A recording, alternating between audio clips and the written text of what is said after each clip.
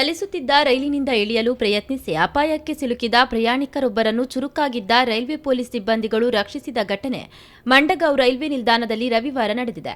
ಸಂಜೆ 7 ಸುಮಾರಿಗೆ platform number 1ರಿಂದ ಹೊರಟ ಕೊಂಕಣ ಕನ್ಯಾ ಎಕ್ಸ್‌ಪ್ರೆಸ್ ರೈಲು ಸಂಚರಿಸುತ್ತಿದ್ದಂತೆ ಪ್ರಯಾಣಿಕರೊಬ್ಬರು ಇಳಿಯಲು ಪ್ರಯತ್ನಿಸಿದ್ದಾರೆ. ಕಾಲು ಜಾರಿ ಅವರು ರೈಲು ಹಾಗೂ ಪ್ಲಾಟ್ಫಾರ್ಮ್ನ ನಡುವೆ ಬಿದ್ದರು. ಆಗ ಅಲ್ಲೇ ಪ್ಲಾಟ್ಫಾರ್ಮ್ ನಂಬರ್ 1ರ ಬಳಿ ನಿಂತಿದ್ದ railway police constable Kapil Sayani ಹಾಗೂ ಹೆಡ್ ಕಾನ್ಸ್ಟೇಬಲ್ ಆರ್.ಎಸ್. ಬಾಯ್ ಅವರು ತಕ್ಷಣವೇ ಆತನನ್ನು ಮೇಲಕ್ಕೆತ್ತಿ ರಕ್ಷಿಸಿದ್ದಾರೆ.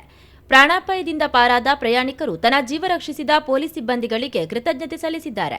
ಕೊಂಕಣ ರೈಲ್ವೆಯ ಪೊಲೀಸ್ ಸಿಬ್ಬಂದಿಗಳಿಬ್ಬರ ಕಾರ್ಯವನ್ನು ಶ್ಲಾಘಿಸಿದ ಕೊಂಕಣ ರೈಲ್ವೆಯ ಸಿಎಂಡಿ ಸಂತೋಷ್ ಕುಮಾರ್ ಝಾ ಅವರು ಇಬ್ಬರು ಸಿಬ್ಬಂದಿಗಳಿಗೆ ತಲಾ 10,000 ರೂಪಾಯಿಗಳ ನಗದು ಬಹುಮಾನವನ್ನು ಘೋಷಿಸಿದರು.